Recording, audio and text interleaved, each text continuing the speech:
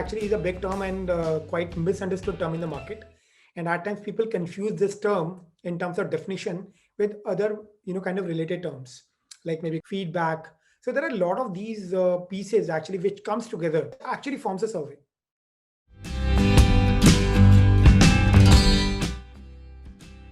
Now, when I'm saying that, that means you already know that survey is an important attribute or important tool to understand users, kind of your target users.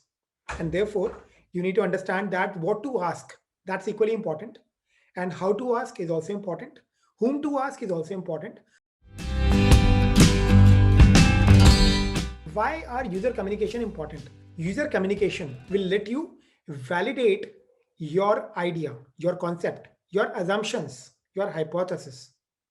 So that is where validating hypothesis comes into picture, and it's for no reason is the first point. That is the very reason why it is the first point. So guys, it is important to understand the communication is the key here, the mode of communication. If you're writing online, I'm liking maybe Arial, or maybe let's say iPhone. I'm liking iPhone 12. So you're talking about a product which is physical, but the quantity or the kind or the channel of feedback that you are using is digital. All right, guys. So survey tools will come to now. So guys, there are first of all there are lots of tools. There are a lot of companies which are actually getting their entire revenue out of these tools only.